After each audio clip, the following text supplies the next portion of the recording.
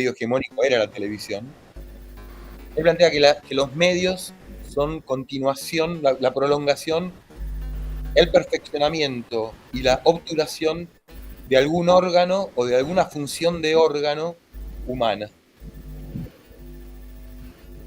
Entonces, yo pensé, como la materia que yo doy, trabajamos sobre el concepto de técnica, y es un concepto que yo elaboré mucho, en realidad, digamos, es un error pensar que hay un ser humano y la técnica. Ese I, que fue la conjuntiva esa que fue muy importante para todo el pensamiento filosófico, está mal puesta. Esa I convierte al ser humano en el sujeto de la historia y a todo el resto en los predicados de ese sujeto. Entonces, nosotros pensamos que tenemos una relación de exterioridad con la técnica y con los medios, pero en realidad, en una dimensión ontológica, nosotros no podríamos ser sin la técnica y sin los medios. Es decir, eh, no hay cultura que no tenga algún tipo de técnica, porque la técnica es, y los medios son, aquello con lo que nosotros construimos los ambientes artificiales que llamamos cultura en los que vivimos. Por lo tanto, ser humano y técnica, e incluso lengua, pero lengua en un sentido corporal, ¿no? Lengua, como dice Merleau-Ponty, en una palabra gesticulante, en una palabra hablante, no lengua como código, sino lengua como una forma de estar con otros. Esa lengua es gestual, esa lengua son susurros, no importa, o sea, obviamente tiene mucha importancia las palabras, pero antes que las palabras hay un gesto, y ese gesto ya invita al otro de alguna manera a estar con uno. Entonces, la técnica y la lengua, que son nuestros espacios existenciales, ya no podemos pensarlas con el I. Tenemos que pensarla de manera conjunta. Y de alguna manera es lo que yo intento hacer. Por eso yo también me gustó mucho cuando Esteban me invitó a hablar de poshumanismo, ¿no? Porque por un lado, el poshumanismo frente a la realidad brutal es una burbuja conceptual, ¿no? Pareciera, como un privilegio ponernos a pensar en el futuro cuando el presente es un pozo oscuro. Entonces yo me doy cuenta de que hay algo de hazme reír en el concepto de poshumanismo frente a la realidad, ¿no es cierto? Pero como yo nunca quiero perder de vista la realidad, me parece que es un pensamiento, por lo menos a mí me ayuda a comprender cosas de esta realidad. Eh, Algunas de esas cosas son hiperreales, o sea, son más reales de lo que podemos tolerar. Y bueno, no sé, yo quiero como también de alguna manera ayudarlos a pensar, ¿no? Esas fueron un poco mis intervenciones. Yo no quiero transmitir verdades, yo tengo muchas dudas sobre mi pensamiento, pero no sé, lo que yo quise hacer era compartir esas dudas, compartir algunas preguntas, eh, como para que tener, no sé, otras perspectivas sobre nuestra realidad. Por ahí lo que estoy diciendo todo es muy obvio y ustedes dicen, ¿qué dice este chabón, no? Bueno, hice lo mejor que pude, como les dije, eh, no sé, algo puede ser novedad y otras cosas seguramente ustedes también la pueden pensar o las pensaron por su cuenta, obviamente, ¿no es cierto?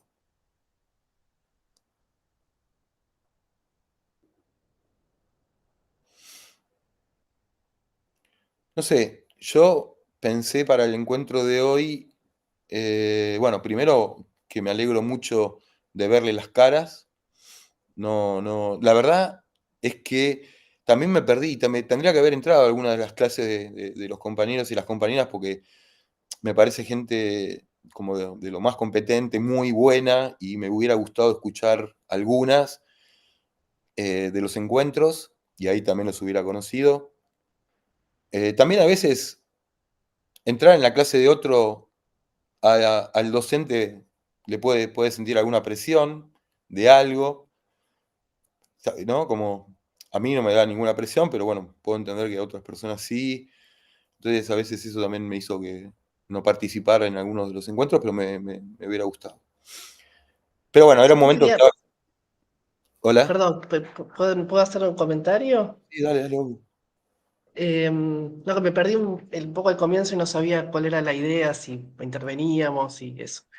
Que a mí, bueno, no me resultaron para nada obviedades, me resultaron interesantes y bastante desafiantes, digamos, las ideas, como bastante, como para poner en juego cosas que uno habitualmente siente o piensa respecto de estas cosas. Y algo que me resultó particularmente interesante para pensar es la cuestión, que no me acuerdo en cuál de los encuentros hablas, de la conformación y generación de deseos asociados a las técnicas con las cuales uno está acoplado de alguna manera, ¿no?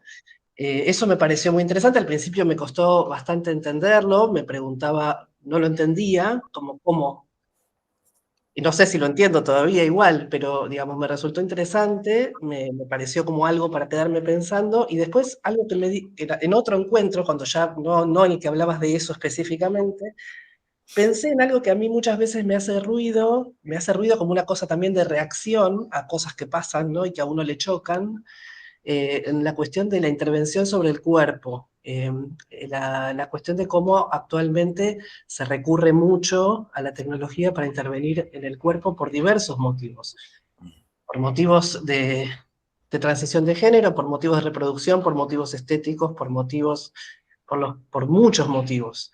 Y yo siempre me encontré, me di cuenta, escuché, pensando en las coordenadas que vos habías propuesto ahí en la charla, en los videos, yo muchas veces me encuentro pensando, ¿por qué se les ocurre eso si nunca fue así? Como que me doy cuenta que a mí no me, como que no, nunca había pensado el hecho de que esto de pensar el deseo asociado a esto que está ya existente y entramado en nuestra vida, y cómo evidentemente uno no va a desear lo que deseaba una persona del siglo XIX, digamos, ¿no? Nada, a mí me resultó, pues me doy cuenta que es algo que supongo que por una cuestión personal me choca, ¿no? Toda la cuestión de la intervención de la tecnología del cuerpo. A mí no me sale ni tener un tatuaje, digamos, ¿no? No me gusta.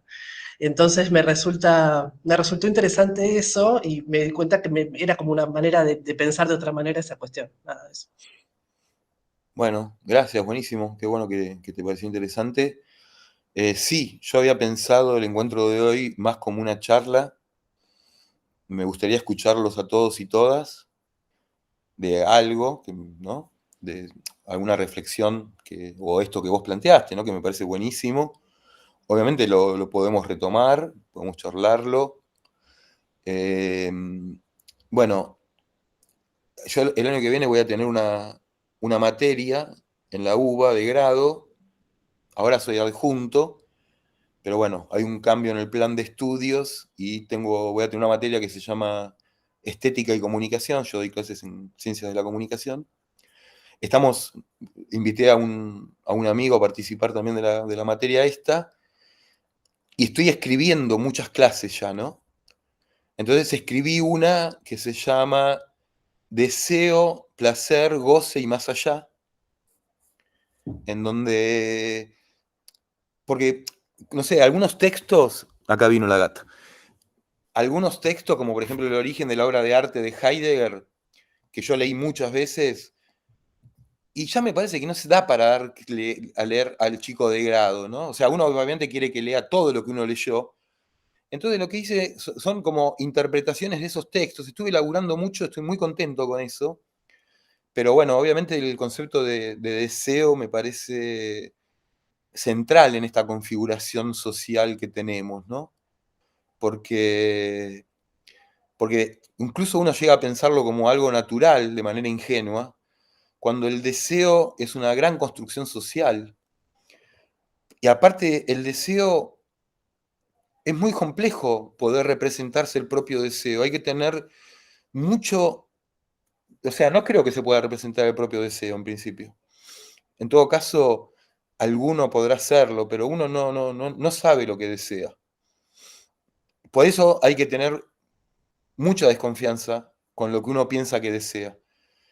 Porque lo que uno piensa que desea recubre un deseo. Que muchas veces, Freud usa mucho esta palabra, a mí me gusta mucho la palabra inversión. ¿No? Es un concepto, hay que pensar de las maneras de manera inversa. ¿No? Hay que ser capaz de ponerse desde esa perspectiva y bueno, y tratar de pensar lo que uno piensa que no puede ocurrir, ¿no? O que no ocurre. Parece que es un ejercicio interesante dentro de las posibilidades de cada uno, ¿no?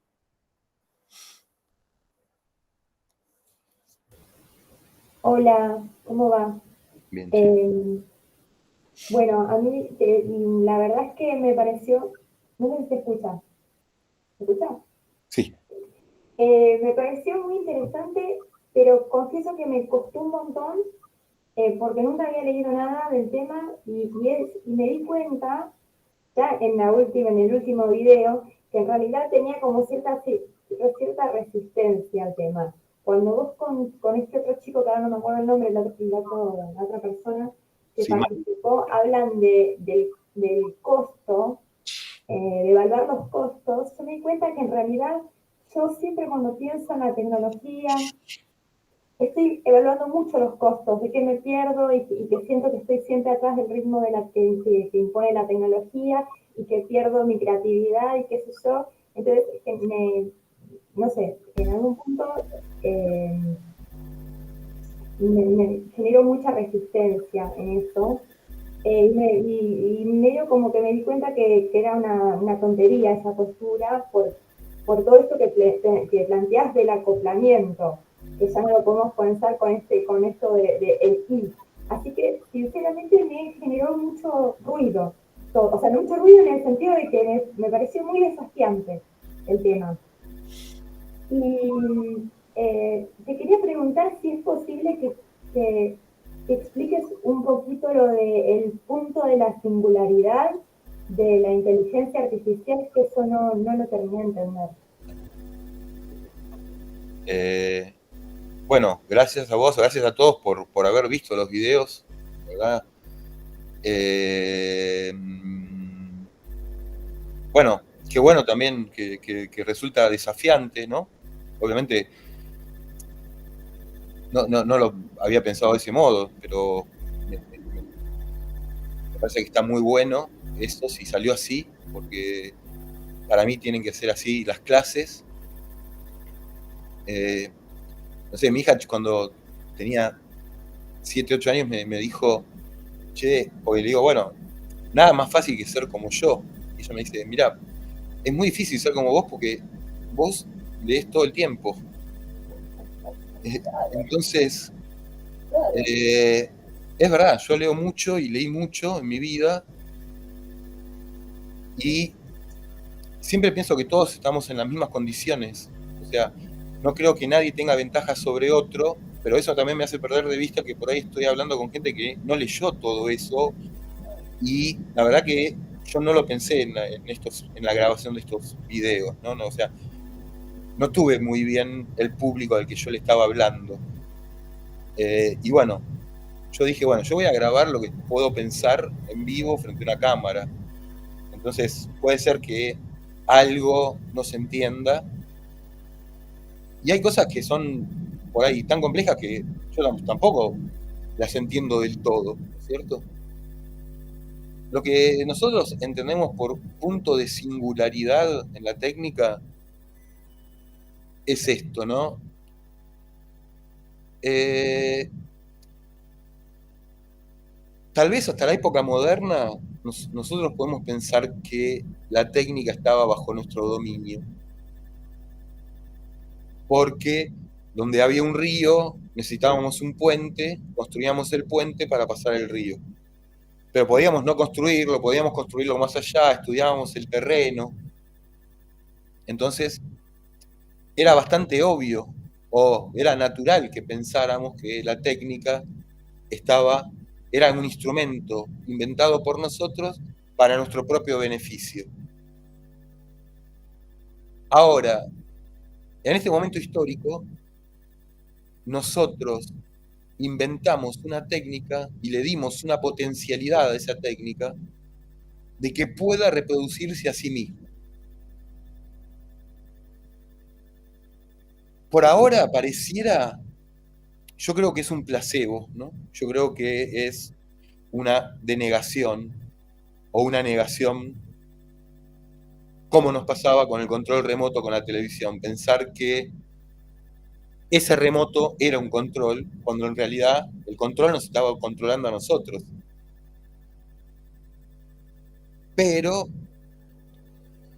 uno puede pensar que todavía podemos desenchufar o podemos crear un cortocircuito. En un plano eso ya no es posible. O sea, si fuera posible sería una catástrofe social. Es decir, si nos quedáramos sin electricidad, porque este es un mundo eléctrico. O sea, esto sin electricidad, rápidamente volveríamos a el hombre lobo del hombre, armaríamos bandas y nos protegeríamos a la noche alrededor de fogatas porque somos personas muy violentas, pacificadas, pero sin electricidad nuestra vida cambiaría de una manera y de manera bastante rápida. Ahí hay que ver quién va a imponer el orden. ¿Qué orden se va a imponer? Bueno, entonces, para nosotros el punto de singularidad es cuando la tecnología o el parque mediático logre no solo reproducirse, sino perfeccionarse.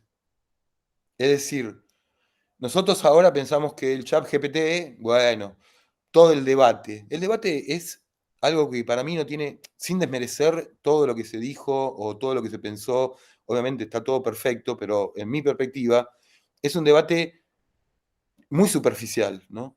En el sentido de que estamos en un umbral. Entonces todavía no llegamos al punto de singularidad, pero ya estamos adentro de la presión orbital del punto de singularidad. Ya estamos, yo creo que en un punto ya se dio, pero el ChatGPT es un preámbulo de lo que va a poder hacer la inteligencia artificial. No sé, hay mucho escrito y hay varias películas sobre esto, digamos, ¿no? Hay una película de ciencia ficción que, ¿saben qué? Yo tengo el nombre como el hombre del jardín, pero el hombre del jardín, cuando la estuve buscando después, es otra sobre el presidente norteamericano, pero por ahí ustedes me ayudan, por ahí la vieron la película esta. Hay una película en donde, vieron cómo son los yanquis, ¿no? Lo que venden. Un científico de la NASA, ponele, había llegado a una investigación donde le cortaron el chorro, cayó el gobierno, lo echaron, no pudo seguir, y bueno, y se fue al garage y continuó desarrollando la inteligencia artificial atándolo con alambre, digamos, lo cual no es verdad, no se puede hacer eso. O sea, no vamos a poder hacer inteligencia artificial con mi Mac último modelo, ¿no?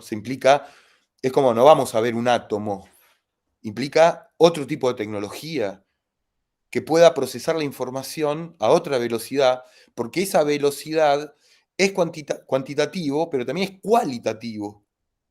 O sea, llega un momento donde la velocidad deja de ser quanti y pasa a ser quali. Y entonces los datos empiezan a procesarse de una manera que nosotros no podemos llegar a entender. o nos costaría mucho, tendríamos que ser físicos, grandes físicos para poder entender. Entonces, nosotros somos todavía metafísicos, estamos pensando cuestiones del sentido, cuando esas cuestiones... Entonces, respondiéndote puntualmente lo que me preguntaste, para nosotros la singularidad es este crack, este Big Bang homotecnológico, digamos, ¿no? Es decir, en donde el ser humano ya no pueda distinguirse de los medios. Y este acoplamiento, terminemos de aceptar este acoplamiento. Yo creo que el próximo paso, por ejemplo, en la evolución mediática, ¿no? Yo creo que los medios tienen una evolución como hay una evolución de las especies. O sea, yo creo. Todo lo que yo creo lo dijo alguien, ¿no? Uno se olvida y piensa que lo piensa uno, pero seguramente estoy repitiendo algo. Hay una evolución mediática, está estudiada, y hay una aceleración en la evolución.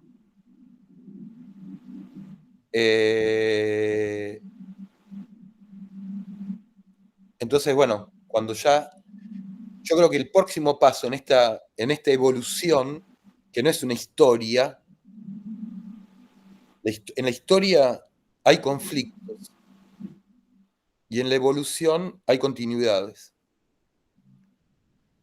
El próximo paso tiene que ser la incorporación literal del medio, ¿no? Es decir, poder intervenir sobre un deseo, esto es metafísico, sobre un nervio, ya empieza a ser más material, sobre la sangre, ya está. O sea, cuando nosotros tomamos algún analgésico, cuando nos drogamos, cuando bebemos, hay un libro muy interesante hecho por el CONICET sobre los efectos de las drogas, desde el vino a la última droga sintética.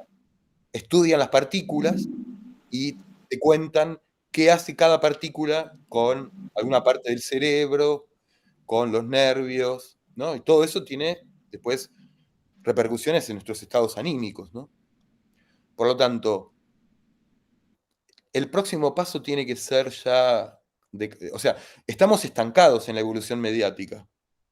Hubo una gran aceleración desde el final de la Segunda Guerra Mundial hasta el final del siglo. Ese final del siglo fue leído de muchas maneras, ¿no? Pero había algo apocalíptico en el fin del milenio.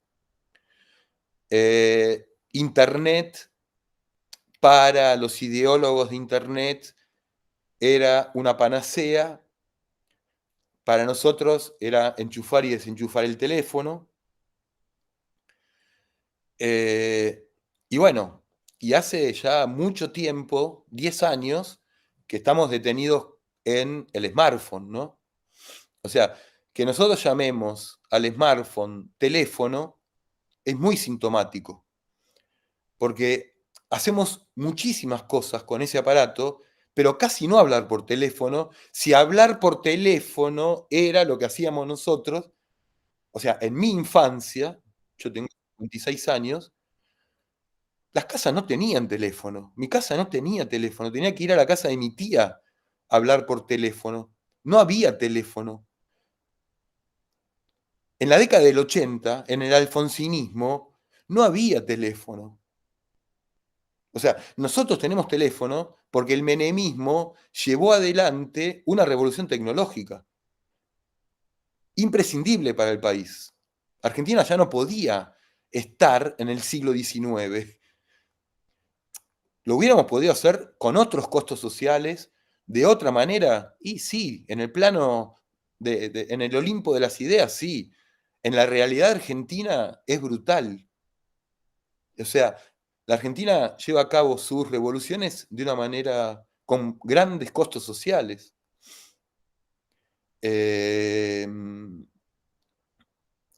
Entonces, este aparato ya no es un teléfono. No podemos, lo imaginamos como teléfono, aunque nunca hablamos por teléfono. Porque es como...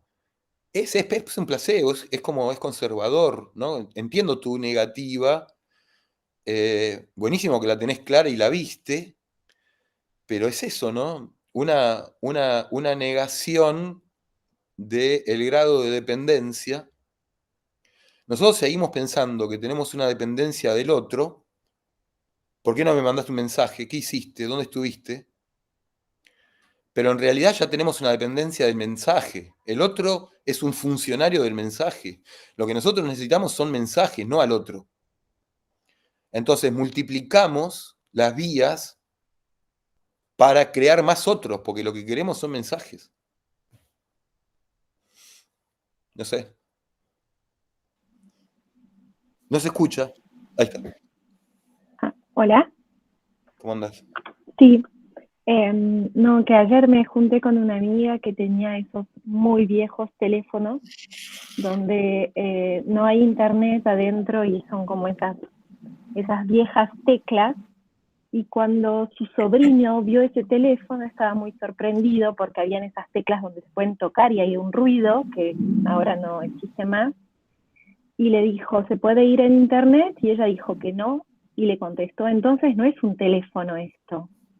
Entonces nada, me hizo pensar un poco como los jóvenes que son muy chiquitos, que no conocieron la época de el teléfono que solo servía para hablar y no para estar en internet o en los mails, y que al principio vio algo como fantástico, nuevo, en vez de decir, esto es muy viejo porque no lo vivió, y después su conclusión fue entonces no es un teléfono sino en internet. Bueno, era con un paréntesis. Bueno, yo tengo una pizzería, ¿no? Yo tengo una pizzería en la costa, en Valera del Mar. Entonces, todos los veranos me voy a trabajar a la pizzería.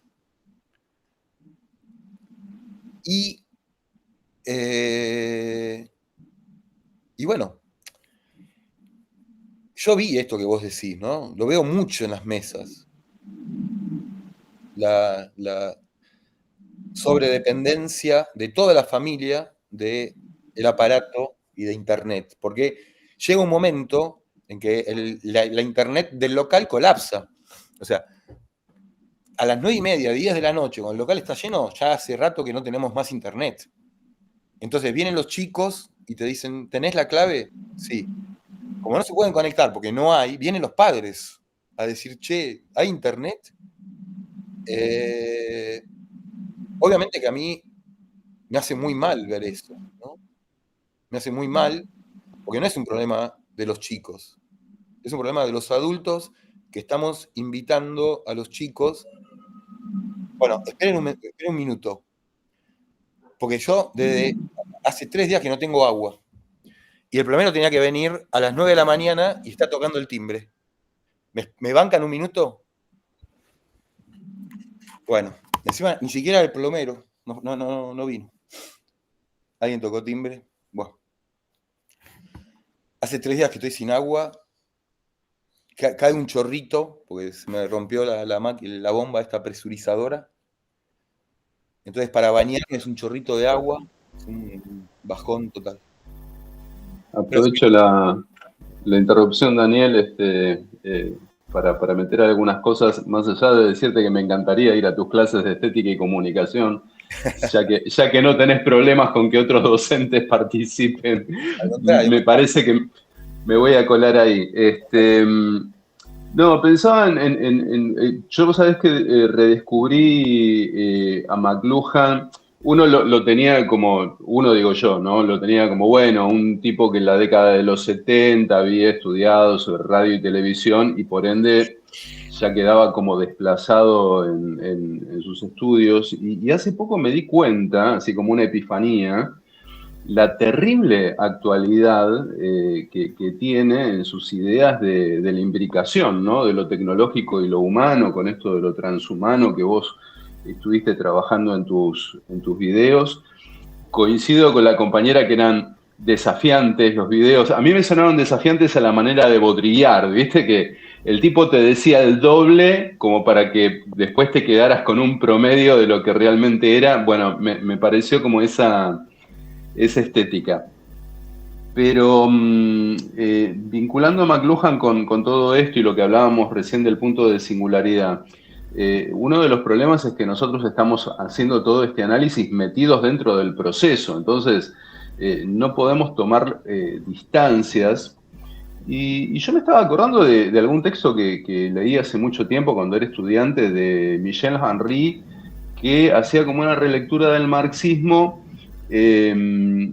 y señalaba cómo la economía o la teoría económica, y podríamos meter la teoría política también en esto, o incluso hasta las religiones y las creencias, que si bien no son tecnología, no son naturaleza, es decir, están gestionadas desde la cultura, desde la producción intelectual del hombre, ¿no? Esa producción es cultural, pero nosotros ya como sujetos no podemos sustraernos ya más de esas dimensiones. Estamos atravesados y metidos ahí. Somos sujetos económicos, por decirlo de una manera, y aunque no querramos, es como que ese sistema económico cobró una cierta autonomía, un desplazamiento de intervinculación donde la economía no existe sin el hombre, es verdad, pero el hombre tal como lo conocemos, el sujeto humano como lo conocemos, no puede desvincularse de sus creencias, de sus ideologías, del sistema político, de la economía, y hoy nos está pasando lo mismo con la tecnología, la hiperconectividad, esto de estar permanentemente conectados.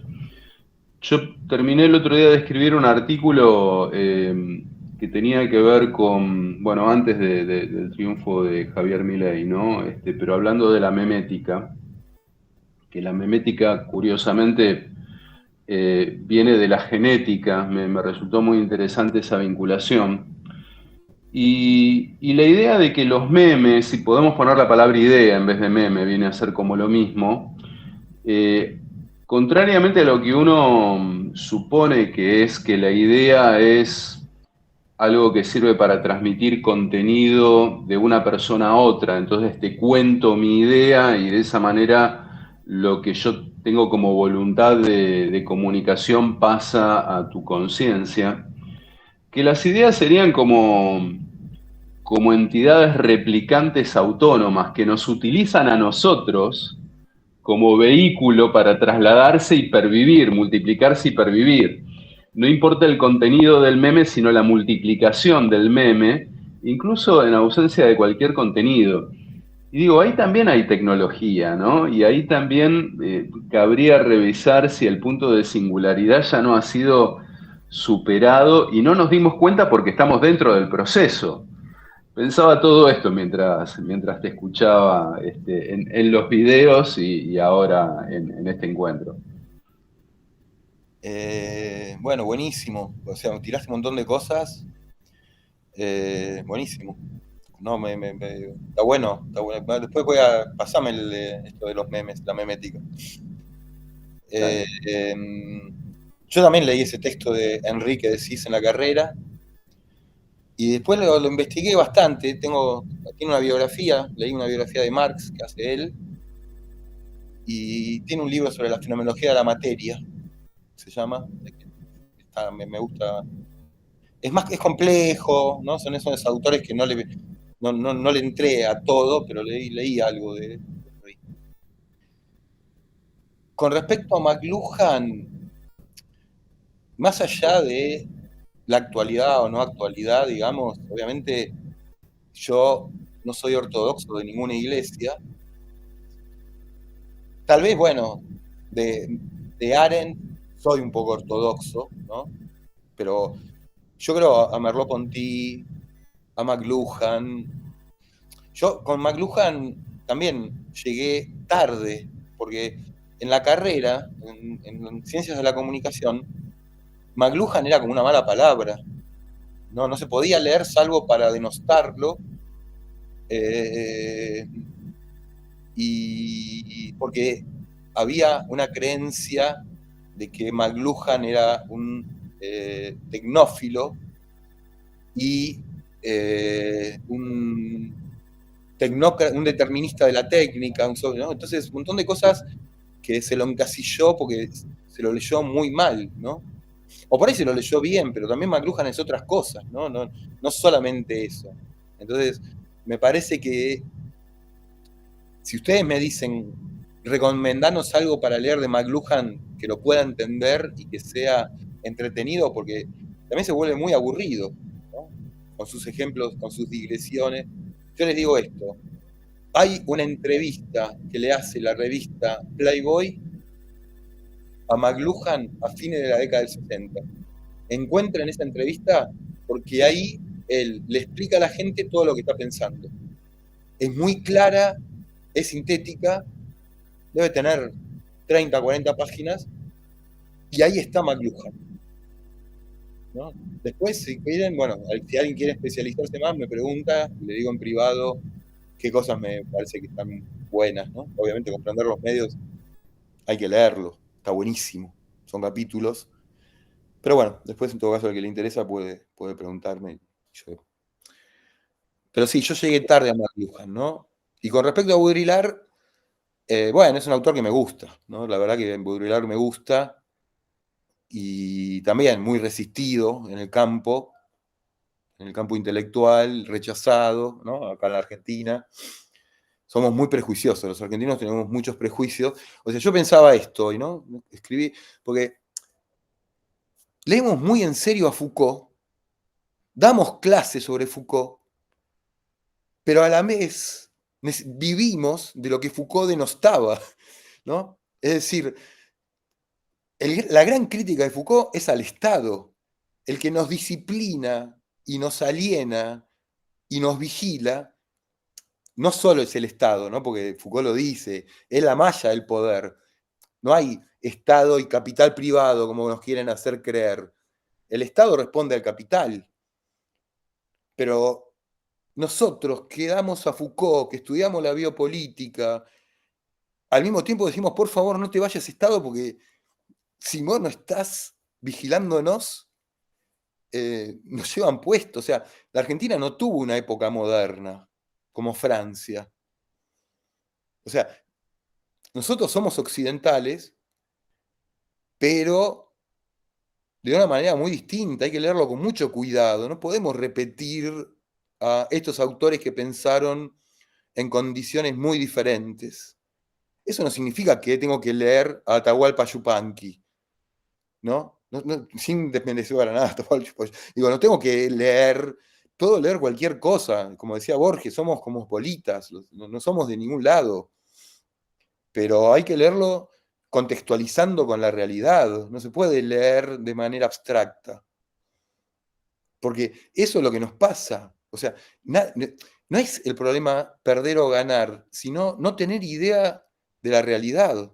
Eso es lo peor.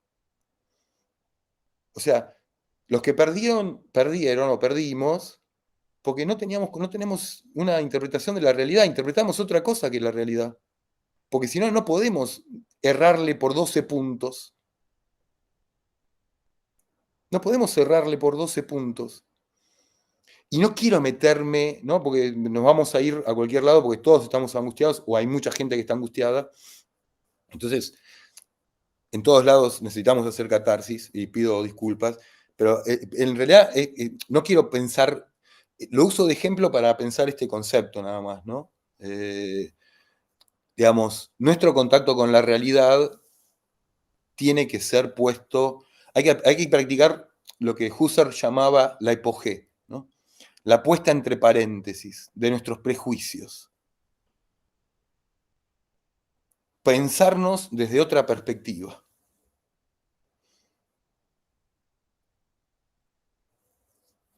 ¿Qué sé yo? Hola. Daniel, perdón, Dora. No. No, Romy, dale, después voy yo.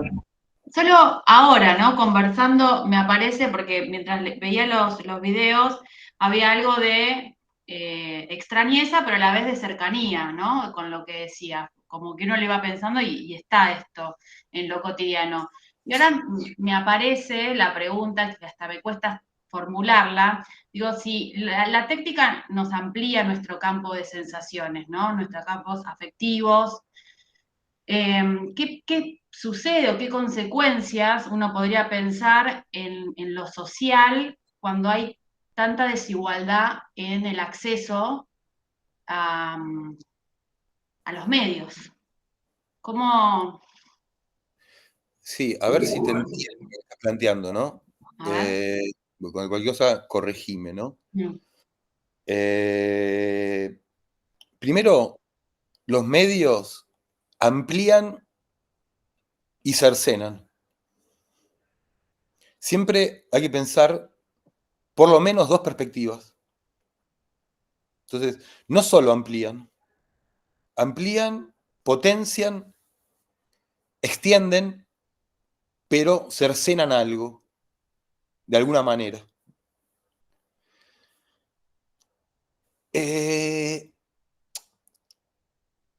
Yo entiendo que cuando vos decís desigualdad, lo estás pensando de manera material, ¿no? No de manera cultural. A mí me parece más interesante la manera cultural igual. Creo que ambas estarían vinculadas en mi idea de desigualdad, ¿no? Digamos. Por eso, pero, ¿viste? Yo siento como, por un lado, no sé, yo escribía en la década del 90 en página 12, ¿no? En el suplemento de Radar. Y bueno, era muy raro que, ¿viste? Era un mercado muy chiquito, porque había 4 páginas.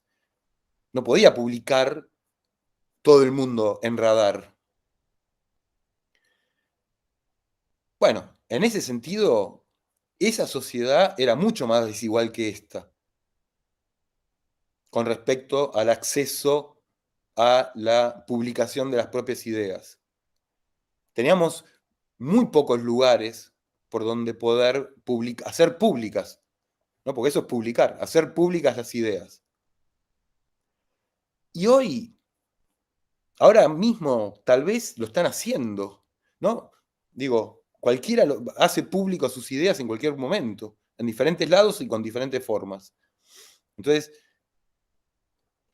ahora, y todos los medios tradicionales fueron deglutidos por este multimedio, fueron deglutidos de maneras distintas. O sea, obviamente está el periodismo de batalla, como se lo llamó durante la época de Cristina, pero en realidad la crisis del periodismo supera a la 125 y el 2008. Es una crisis estructural en el mundo del discurso periodístico, porque la sociedad ya no está preparada para los argumentos. La sociedad necesita golpes. Nos movemos al ritmo de los golpes. Eso lleva justamente a esta que es a la desigualdad cultural que estamos viviendo en el acceso a los medios. Porque el ejemplo que trajo la compañera hace un rato de el chico diciendo, pero eso no es un teléfono, si yo lo pienso de manera sintomática, veo ahí como el talón de Aquiles de nuestra sociedad. O sea, los padres no le explican a sus hijos, en este caso no estoy hablando del padre, no quiero hacerlo personal, estoy pensando de manera social, ¿no? Los padres perdimos la capacidad de transmitirles sentidos a nuestros hijos y le estamos pidiendo por favor que vengan a ayudarnos a incorporarnos a estos medios que no nos gustan, que nos aburren, que no entendemos, TikTok. Pero ¿cómo hago para meter una imagen? Pero ya te lo expliqué 15 veces. Entonces, de alguna manera es la primera vez en la historia de la humanidad en donde ayer vi a la gente de redes de Milei con Tenenbaum. un chico de 21 años y una chica de 18, que son una pareja. Ellos manejan las redes de Milei. 21 años. Es la primera vez en la historia de la humanidad, porque la historia de la humanidad está fundada sobre esto. ¿Por qué se llaman infantes? Porque no, infante quiere decir los que no tienen voz. Entonces, ¿por qué no tienen voz? Y porque los adultos los invitan a participar de su mundo con sus valores, con sus sentidos, que lo construyeron como pudieron a ese mundo, los adultos. Y los infantes van tomando voz a medida que se van incorporando, y hay rituales de pasaje, en donde el niño pasa a la adultez. Después vino la adolescencia, después vino la juventud. Entonces, esos rituales se prolongan. Puede haber una catástrofe, una guerra, en donde todos los adultos mueren, una peste que se lleva a los adultos y sobre... Eso pasó en la humanidad. Entonces ahí tenemos una construcción cultural entre pares. Se quedan sin adultos, estamos solos, tenemos que construir nosotros. Pero ahora, en este paso, por primera vez en la humanidad, una cultura depende de los infantes para construir sentido. Los adultos dejamos de construir sentido porque estamos en el medio de una revolución tecnológica que nosotros desencadenamos pero que no entendemos. Entonces, este déficit cultural, esta diferencia en el acceso, ya llega muy cerca. Ya llega muy cerca a amigos íntimos. Después está eso, la diferencia material en otro plano, en el plano social real. Pero esa diferencia social está tejida en la igualdad tecnológica, porque el smartphone no es un signo de clase, sino que es un medio universal. Porque, llamémoslo así, el pobre usa el smartphone como medio de trabajo. El smartphone atraviesa a todas las clases sociales. Uno puede tener uno más adelantado, un iPhone, otro, pero atraviesa, une en realidad, como un hilo, a nuestra sociedad.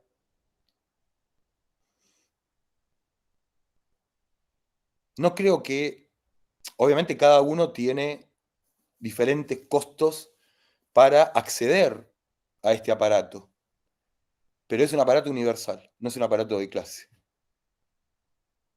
Como otros elementos sí eran de clase, ¿no? La cámara de fotos, como lo analizó Bourdieu, digamos, era un signo de clase en un momento. Pero esa foto tardábamos un año en verlas por ahí. O sea, usar las 12 fotos o las 24 fotos del rollo en mi infancia era solamente para eventos familiares si usábamos una foto. Entonces, el smartphone, en cambio, no es de clase, me parece. Yo quería decir algo, no sé si Dora estaba antes, hablamos Dora y después hago yo. Bueno, primero quiero decir que no prendo la cámara porque en todas las clases que lo hice se tilda. Estoy en un lugar donde no hay buena señal, por eso no la prendo. Un poco, yo realmente creo que, primero que agradecer, digamos, los materiales, los videos. A mí me dio, digamos, una relectura sobre el manifiesto de Ser Silborn, porque me parece que para lo que fue el movimiento feminista, y no quiero decirlo en singular porque creo que es plural, todo lo que pasó desde esa lucha por la igualdad en la diferencia,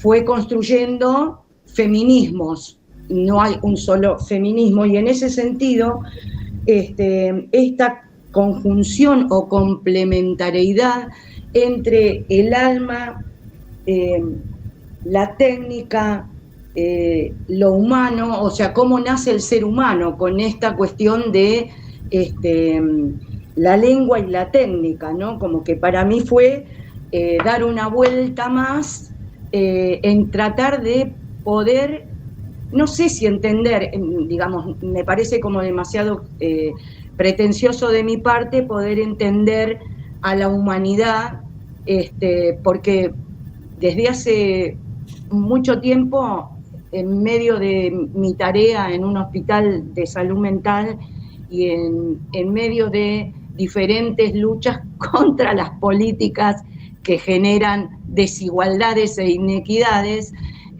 cada vez me vi muy lejos de la humanidad, cada vez más lejos de la humanidad, de esta humanidad, ¿no? Es más, me pregunto, ¿qué es ser humano? ¿Qué es ser humano? Porque la verdad que lo asocio, si bien la respuesta al avance o a la evolución, como quieran llamar, en las diferentes etapas sociales, históricas y políticas, hay un avance de la tecnología, ha habido un avance a nivel global de la expansión de la crueldad del ser humano, ¿no? Entonces, yo me quedo realmente preguntando, y sin hacer digamos, una intervención que tenga que ver con lo que pasó va a ser una semana atrás, ¿no? Donde dista mucho estos 12 puntos que vos traes y que son la realidad, habla de la distancia, a mi modo de sentir y de padecer también, habla de la distancia de lo que le pasa a las personas en su conjunto, que es la sociedad.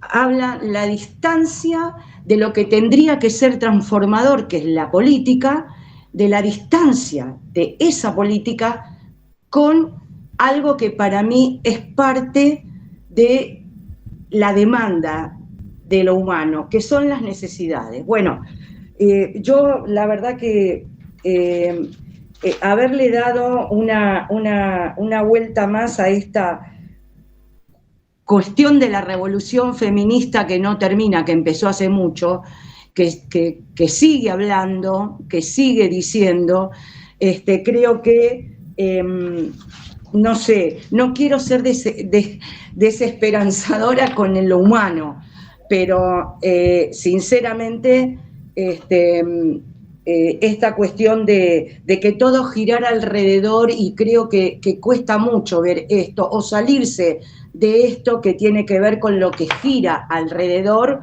del hombre, ¿no? Del hombre como categoría, porque lo que está pasando, por lo menos yo pienso acá, es desde un avance y desde una ofensiva de la construcción de otro paradigma en el mundo. Hoy tenemos una realidad que nos va a permear, a atravesar, a transversalizar, si se quiere, nuestras vidas en la quita y en la pérdida, y no podemos avanzar en una discusión de ser mejores. Yo me retrotrajo todo esto, realmente agradezco muchísimo, porque quizás una de las cuestiones que siempre digo, estoy viva, es esta cuestión de, no era así como tal cual, hay más cosas, hay más para pensar, hay más para aprender, ¿no? En este ejercicio de vivir. Bueno, esto me trajo, así que muchas gracias. Bueno, buenísimo, qué bueno lo que decís. Un par de dos cosas. Bueno, Haraway me gusta mucho, sobre todo ese libro. me gusta, no sé, hay una parte de ese libro de Haraway, en donde ella plantea como una revolución en la lengua, o sea, plantea por un lado la necesidad de la incorporación de la tecnología, que eso me gusta, y la revolución en la lengua, que bueno, me parece un tópico de los 80, que bueno, que no funcionó de esa manera, ¿no? O funcionó, pero vamos hacia el lado de lo que decía Germán antes, hacia la memética, ¿no? La revolución, si se dio para el otro lado, no para el desencuentro, en el malentendido de la comunicación, sino en la señalización de los estados anímicos, para decirlo así. Eso por un lado. Y después lo otro que vos, bueno, esto, cuando vos decís, vos dijiste el hombre, yo vengo hace rato ya burlándome de eso, porque, no sé, una persona, todos nosotros, personas como nosotros formadas, hasta hace muy pocos años atrás, realmente usábamos el concepto de el hombre como sinécdoque de la especie, ¿no? Una de las grandes cosas que para mí hizo la Revolución Verde, llamémoslo así, fue romper con este mito, ¿no? Es decir, yo ya no puedo pensar a la humanidad bajo el concepto de hombre, pero sí me doy cuenta que lo pensaba como lo más natural hasta hace muy poco tiempo. O sea, y tuvieron que pasar un montón de cosas para que yo me diera cuenta de esta especie, no sé, de locura, de naturalización, ¿no? De el hombre. Aparte, ¿no? ¿Qué es el hombre? ¿Cuáles son las características de la masculinidad en crisis, ¿no? Todas. Bueno, no sé. Buenísimo que te sirvió para pensar o repensar estas cosas. Me alegro.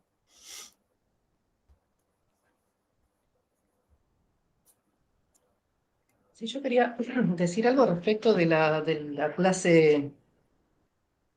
clase con el colega, en que hablas de la cuestión de las, no me acuerdo qué palabra usaste, ahí me sale decir como las argumentaciones o fantasías que se tienen sobre la inteligencia artificial, que me sentí identificada con todas, respecto, por ejemplo, de nunca la inteligencia artificial va a poder emular el pensamiento humano, ¿no? Eso decías, que de hecho hay textos de filósofos que hablan de eso, ¿no? De la diferencia entre el tipo de pensamiento, qué sé yo. Pero bueno, a mí lo que me quedé pensando que un poco tiene que ver con lo que decía Dora, es como el pensamiento sería, digamos, una obviedad, el pensamiento no es lo único que caracteriza a los seres humanos, ¿no? Entonces, la inteligencia artificial puede emular o hacer otro tipo de pensamiento que pueda ser superador en muchos aspectos, ni hablar en la masa de información que procesa y etc. Mi pregunta es, ¿por qué igual, a pesar de que puede, o sea, por qué la racionalidad o el procesamiento de información es el único valor? Eso, nada, me apareció esa pregunta, porque en realidad puede procesar mucha información, puede llegar al punto de singularidad, donde se auto modifique, digamos, ¿no? Eso lo entiendo y me aterroriza, pero lo entiendo, digamos. La cuestión es todo lo humano que no es eso, que no es procesamiento de información, que no es pensamiento propiamente dicho, que no tiene que ver con un modo de la racionalidad. Y la sensación que yo tengo hoy en día, que es lo que a mí más me llama la atención, es que la inteligencia artificial aparece como el ideal, como que la gente festeja y celebra que lo que se puede hacer por inteligencia artificial lo muestra como una gran cosa. Y a mí eso es el punto donde yo digo, ¿por qué eso es mejor? Por más que sea más, procese más información, sea superior en algunos aspectos, hoy o dentro de 10 años, ¿por qué igual hay otras cosas de lo humano que sí no pueden ser emulado por el pensamiento, por la inteligencia artificial? Ustedes en el video hablan de la corporalidad, por ejemplo, de la presencia física, pero sí, sin llegar a la presencia física, que es lo más concreto, la cuestión afectiva, las otras cuestiones que tienen que ver con otras facetas de lo humano, y es como si no se visualizara o a nadie no se valorara, digamos, de ninguna manera eso que quedaría por fuera. Y como entonces lo único que hay es una suma de procedimientos de racionalidad, digamos. No sé si se entiende lo que voy. Creo que algo entiendo lo que planteaste.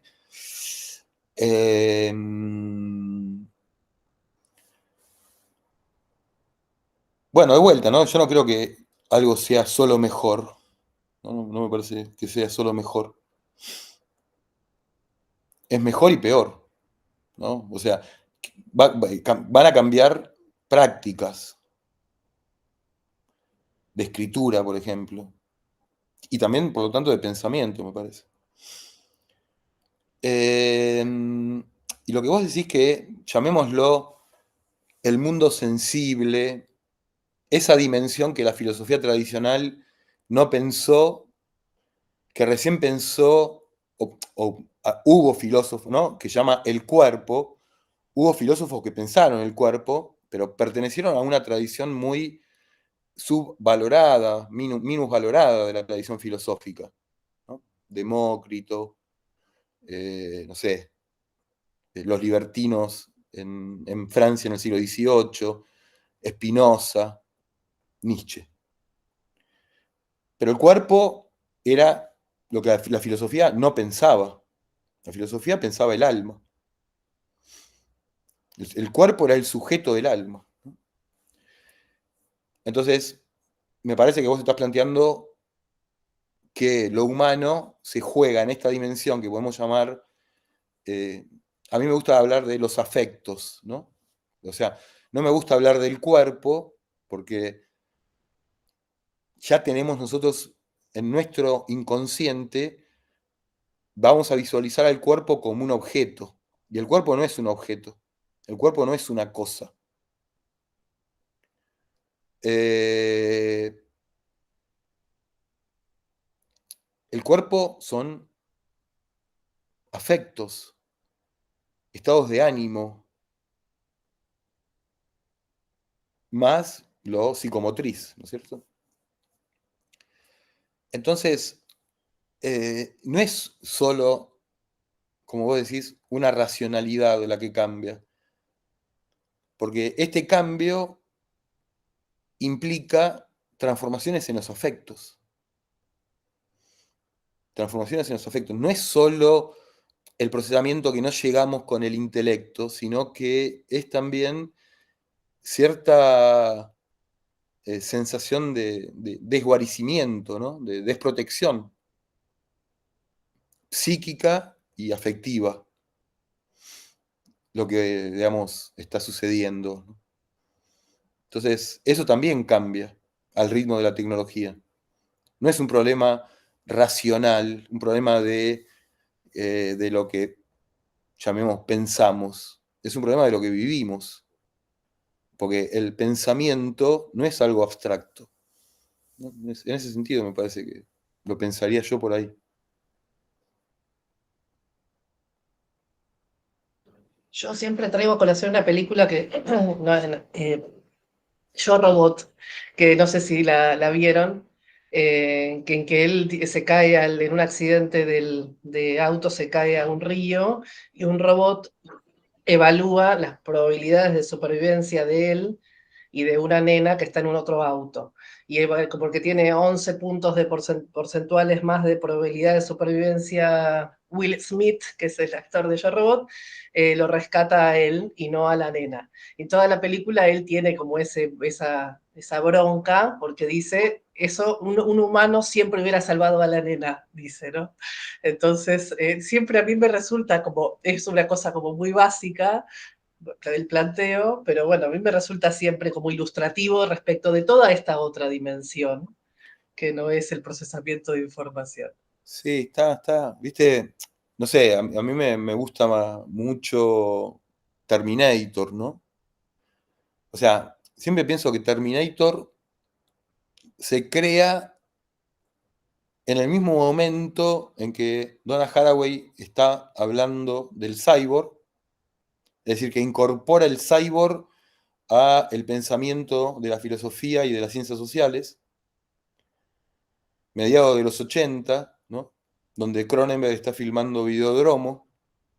Ahí me parece que hay como un paquete, porque ustedes se acuerdan, o sea, el cyborg, Yo Robot, ¿no? Uno se imagina, o sea, nuestra cultura se representó a estos seres de una determinada manera. Y esa representación fantasiosa es muy poderosa, porque nos cuesta imaginar a estos seres de otra manera. Pero bueno, esa es una representación de estos seres. No sé si esa representación no es metafórica y no literal, digamos, ¿no? Parece que estos seres van a tomar diferentes formas.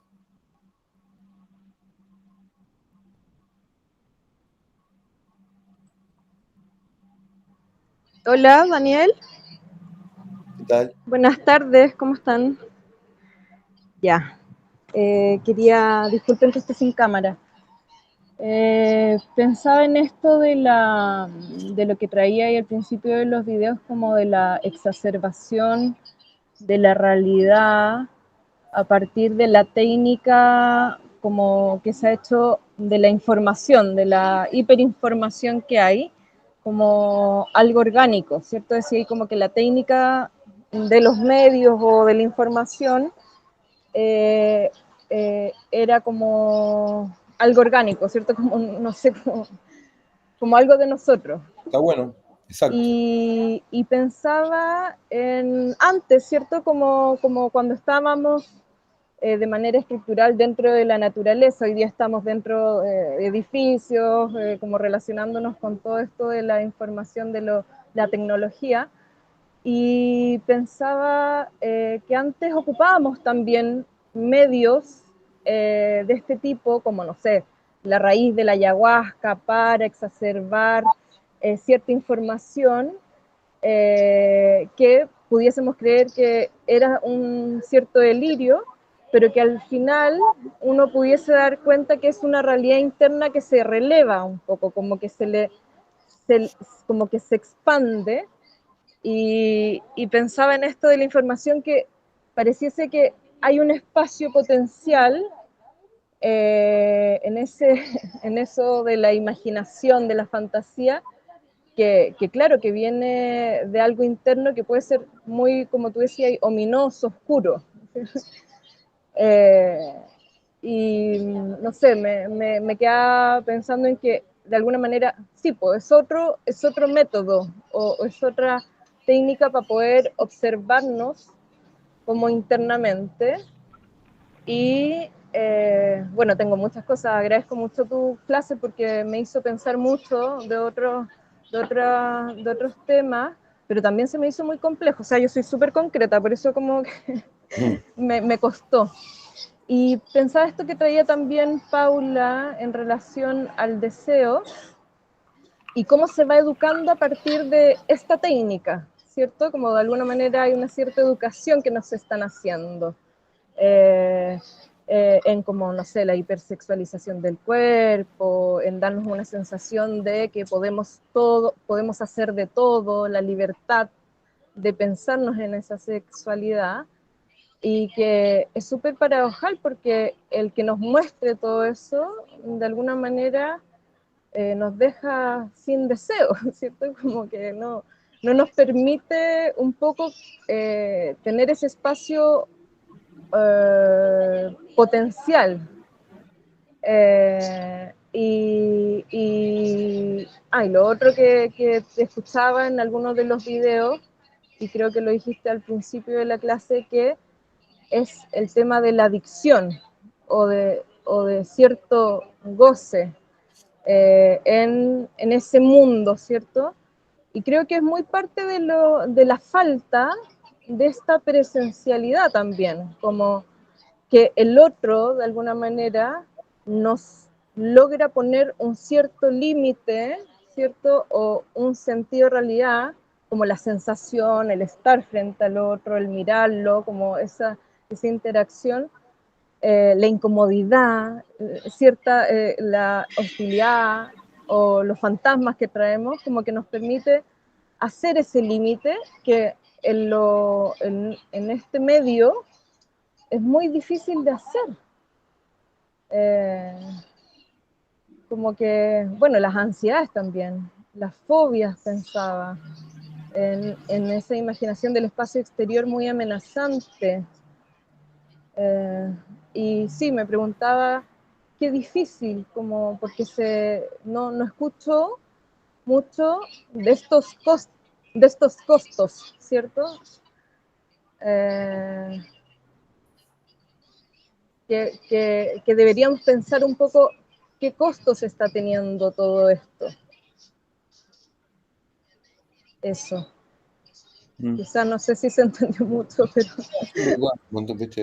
Existe una deriva de un montón de cosas. A eso final, los costos, y sí, pero bueno, no están adentro de la cuenta. No están adentro de la cuenta porque tampoco tenemos como un modelo frente al cual comparar, digamos, ¿no? No podemos decir que fue mejor un pasado que no existió. Entonces, estar haciendo esas comparaciones no está bueno porque, no sé, nunca fuimos una especie muy como nos imaginamos que lo somos, ¿no?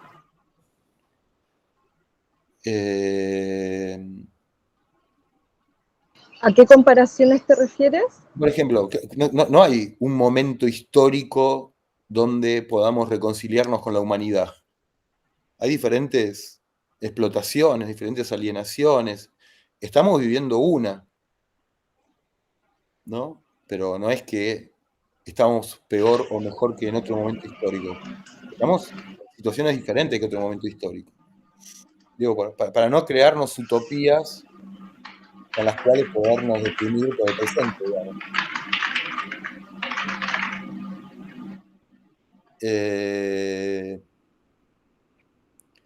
Por ejemplo, el tema de la adicción, ¿no? La adicción, yo creo que es un problema moderno, que en la posmodernidad, de alguna manera, se masifica, ¿no? Se incrementa, se masifica. Pero la época, el siglo XX es un siglo adictivo. El ser humano, para soportar la realidad, necesita la adicción. O sea, estoy hablando de adicción de una manera muy general, no como un técnico que estudia las adicciones y se enfrenta con casos reales de pérdida de control, ¿no es cierto? Estoy haciendo más bien así, con lo que soy yo, que es, no sé, un pensador social, para decirlo así, no un técnico. Entonces, seguramente se puede pensar de otra manera, pero también podemos pensarlo así, ¿no? La adicción es una manera de soportar la realidad. La realidad se está haciendo muy problemática. Y bueno, de hecho, bueno, salimos de una pandemia global, ¿no? Y hacemos mucho esfuerzo por olvidar, por, no sé, que no existió. El olvido, tenemos tanto apuro para olvidar que podemos llegar a pensar que no existió o que fue de otra manera, ¿no? Y todos sabemos que no es el final de una cadena, tampoco es el principio, es un eslabón más en una cadena de virus que construye nuestra sociedad.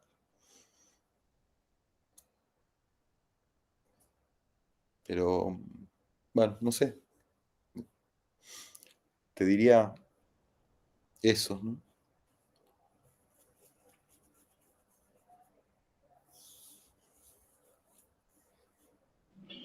Daniel, me quedó resonando, Paula mencionó un par de veces el tema de la información, ¿no? El procesamiento de datos, que es la circulación de informaciones, y me preguntaba si por ahí no tendríamos que empezar a superar esa idea, en el sentido de que en realidad todo es información, inclusive los afectos. Uno podría pensarlos como reacciones químicas, como información, que nos está todo el tiempo transformando en nuestra vinculación con los demás, con el mundo. Digo, a partir de la idea, ¿no?, de que la comunicación no es algo que sirva para llevar información de un lugar a otro, sino que el mismo proceso de comunicación genera realidades a partir de esa idea que viene de Palo Alto, de los años 70, 80. Eh, por ahí le estamos pifiando cuando tratamos de analizar como seccionando información por un lado, afectos por el otro, autorreconocimiento por el otro, ¿no? Y esto parte de, obviamente para poder estudiarlo hay que hacer como un trabajo analítico, pero tal vez en ese mismo trabajo analítico de separación, la naturaleza, la cultura, la tecnología, lo que no lo es, lo humano, es ahí donde estamos equivocando, en definitiva, la mirada. Buenísimo lo que decís, comparto totalmente, estoy de acuerdo. Te digo esto también, les recomiendo 2 libros. Hay un libro de un tipo que se llama Gleick, que se llama La información, y muestra cómo cambió entre el siglo XVIII y el siglo XX el concepto de información. Por un lado, el concepto de información fue ganando protagonismo, y a medida que la información se iba volviendo más poderosa, su referente cada vez se fue volviendo más vago, más ambiguo, y realmente no sabemos qué significa información, dice él, ¿no? Es un libro gordo, importante, y está muy bueno. Y el libro de Manolo, de Pablo Rodríguez, sobre la información, también está bueno. Es más corto, y, o sea, que el que le interesa el concepto de información, para no quedarse solo pensando a la información como un dato abstracto, sino como un dato que atraviesa toda la materia. Ustedes piensen esto, por ejemplo, la electricidad, ¿no? McLuhan decía, la electricidad es información pura, porque no se puede diferenciar el medio del mensaje. Pero, si uno piensa a la electricidad, se da cuenta que la electricidad es un dato natural, pero necesitamos cierta tecnología para poder decodificar esa información que está en la naturaleza. Está en la naturaleza explotada con cierta tecnología. Por lo tanto, ¿cuál puede ser el futuro de la información? Va a depender de los medios de decodificación que podamos inventar. No está cerrado el paquete. Porque, no sé, las páginas de citas, o esto, ¿no? Tinder, OkCupid, ese tipo de cosas, procesan la información de una manera. Y con esos datos construyen un perfil afectivo del individuo. Pero puede haber otras maneras donde que se decodifique esa información. Entonces, me parece eso, comparto todo lo que decís y agrego esto como para continuarlo, digamos, ¿no? Me parece que es bastante seria la cosa.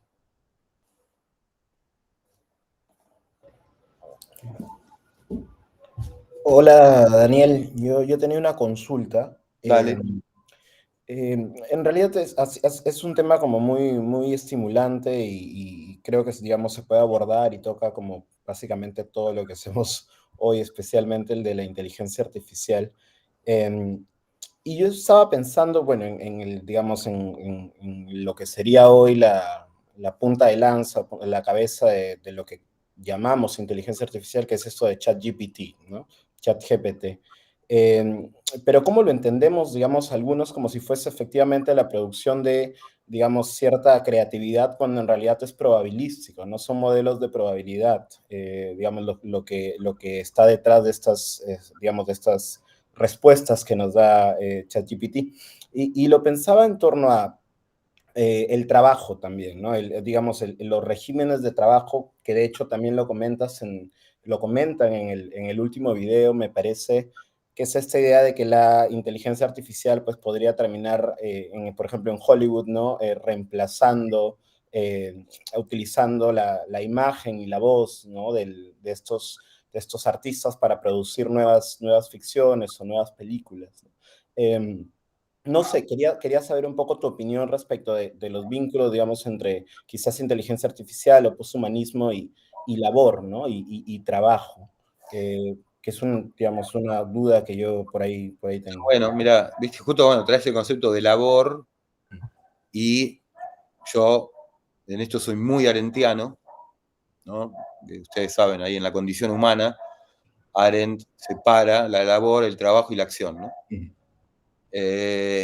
Y plantea algo muy interesante porque ella dice, bueno, la contracara de la labor es el consumo. La del trabajo, el bien de uso, y la de la acción, la acción política, digamos, ¿no? Todo eso está trastocado porque nosotros ahora consumimos los productos del trabajo. Entonces Arendt dice ahí esto, dice, estamos formando trabajadores para una sociedad que se va a quedar sin trabajo.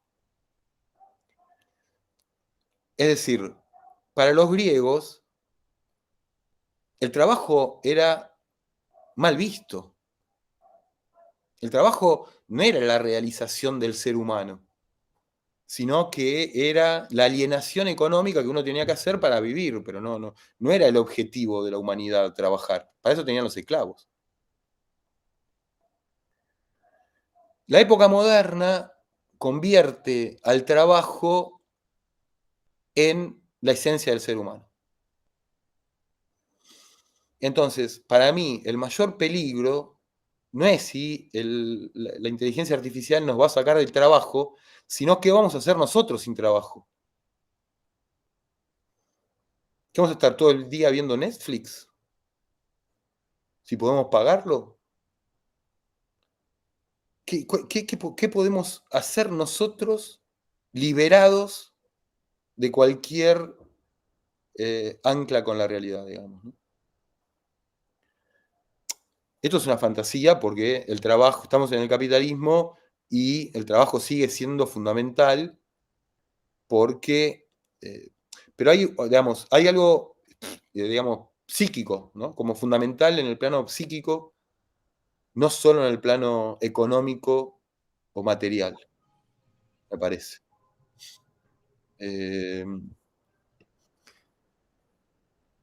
Entonces, el caso que trajo Maxi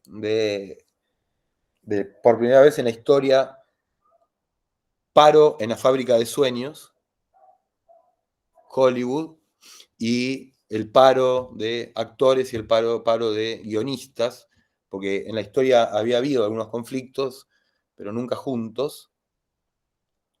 Bueno, yo tenía esa información porque mi hija, que tiene 21 años, me iba contando lo que iba pasando porque estaba como atenta a eso. Y bueno, como... No sé si se puede regular el futuro con los códigos del pasado. Vamos a tener que actualizar algunas cosas, me parece. Y en Argentina de manera muy rápida. es como que realmente hay incertidumbre, no hay manera de poder prever cómo, porque, por ejemplo, uno de los conceptos centrales en la materia que yo daba, ese concepto, que a mí me gusta mucho, es el concepto de gasto improductivo de George Bataille, ¿no? Entonces, el parcial fue preguntarle al chat GPT qué es la inteligencia artificial y marcar la diferencia con la construcción que nosotros hicimos en la clase. O sea, no se puede estar en contra de la tecnología, pero tampoco se puede, no sé, tal vez sí, ¿no? Aceptar toda la tecnología, sino que me parece que hay que pensar en el acoplamiento que estamos llevando a cabo con la tecnología o los medios. No es del orden de la represión, no puede ser del orden de la represión y del no, la relación. Pero tampoco puede ser el sí, quiero más.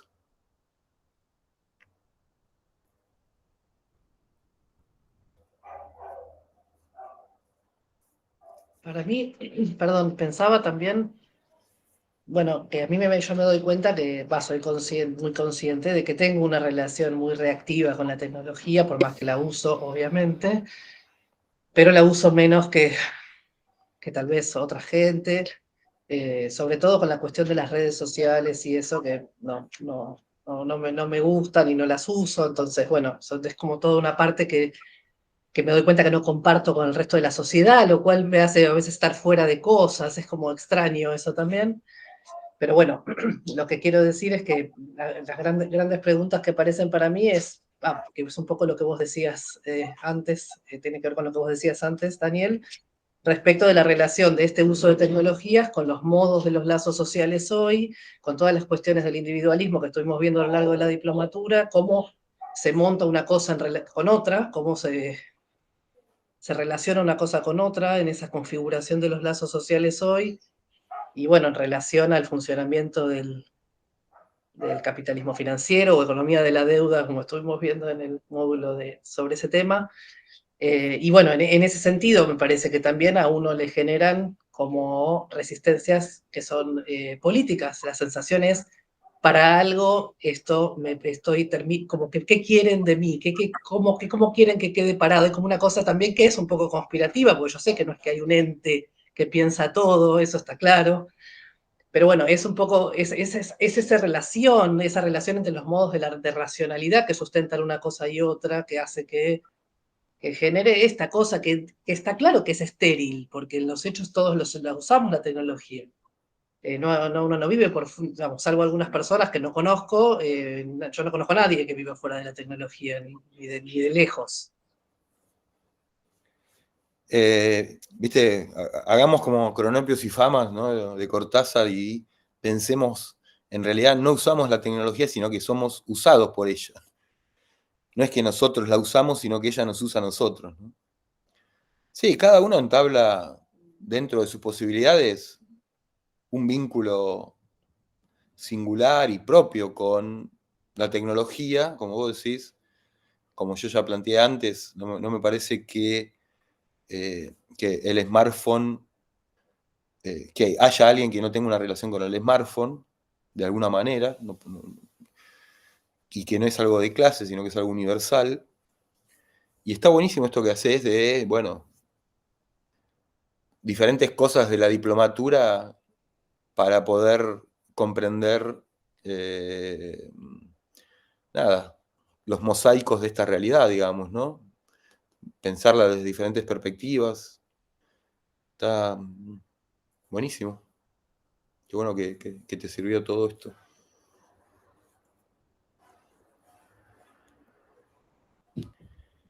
Che, bueno, escuchen una cosa, vamos a entonces ir terminando, ¿les parece? O no sé si quieren plantear algo más. Cualquier duda o si necesitan alguna bibliografía o sobre algún tema, me preguntan y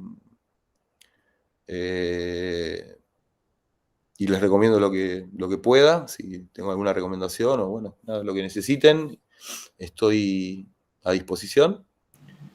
Y bueno, les agradezco la participación en la clase, me parecieron muy interesantes. Les agradezco que hayan visto los videos, que los videos, bueno, me doy cuenta que los afectaron de alguna manera, de diferentes maneras, ustedes lo dijeron.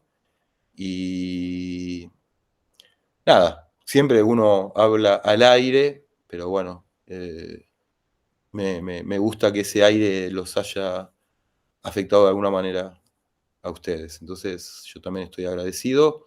También a Esteban, que me invitó a participar de la diplomatura.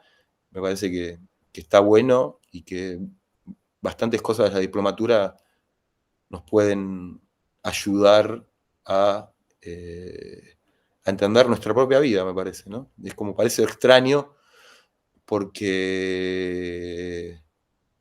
nada, bueno, acá me están agradeciendo, no soy multitasking, no puedo leer y hablar, pero nada, estamos en contacto y nada, buenísimo, ahí están los videos. Ahora eso, yo pensaba también, ¿no? Porque primero esto les contaba que me había parecido mal lo asincrónico, pero después dije, bueno, ahí están esos videos, después quedan y nada, ¿no? Como, porque mis clases, nada, eso, se perdían, ¿no? La gente que participó en las clases, por lo general le gusta y la pasamos muy bien, pero bueno, se la lleva cada uno en su recuerdo, ¿no? Cuando uno se encuentra con gente y te dice, che, ¿no? Muchos años después, que lo recuerden a uno es muy lindo, pero bueno, ahora están ahí grabadas, son cortitos, y yo entonces también estoy bastante agradecido porque no lo hubiera hecho por fuera de este marco, digamos, ¿no? Entonces, bárbaro todo, y bueno, que tengan un buen fin de año, chiques. Muchas gracias. No, gracias. Muchas gracias, Daniel. Dale, nos vemos. Gracias. Chao. Gracias. Hasta luego.